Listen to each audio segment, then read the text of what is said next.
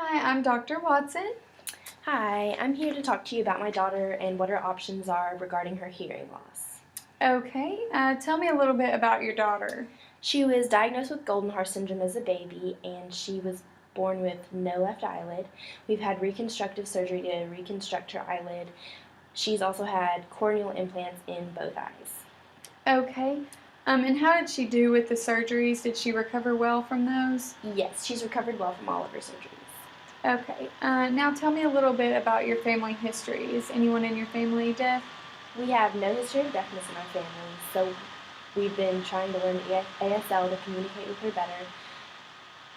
We were also wondering about a cochlear implant, if she'd be a good candidate for that, but we were told to ask for more information about the auditory brainstem implant as well.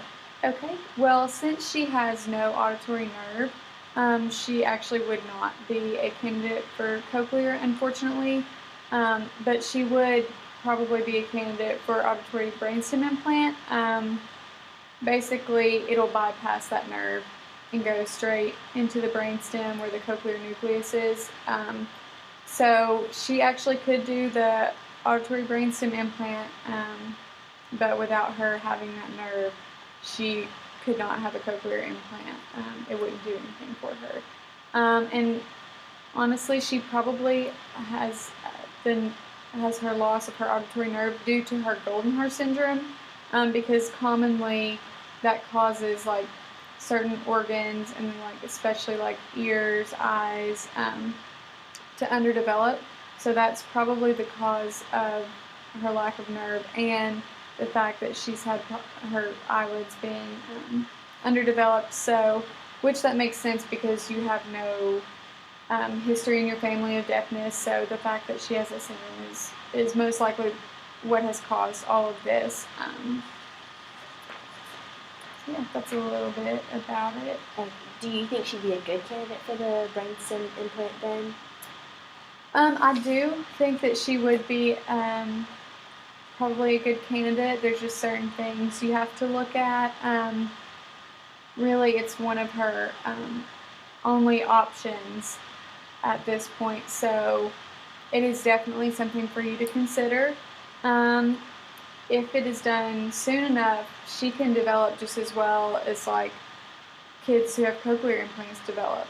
So she could develop with her speech, but there are certain things you need to take into account. Like there are risks. It is an invasive surgery, so and it requires brain surgery and skull-based surgery of the brain. So you always run a risk when you're having surgery. Also, you will need to be able to have time to spend with her. I mean, it's going to require many doctor's visits, a long recovery time, so somebody's going to need to be with her, take her to these doctor's visits, and then she'll have annual audiologist appointments to check up on it. So it would be really important if somebody could take time to spend with her, and it will require time and money. But it does look like that might be a good option for her. I'm a stay-at-home mom, so there won't be any scheduling conflicts, and we also have a lot of family support to help us out with that. So I think we would just be wondering, how would she be able to communicate after the surgery if she were to have that?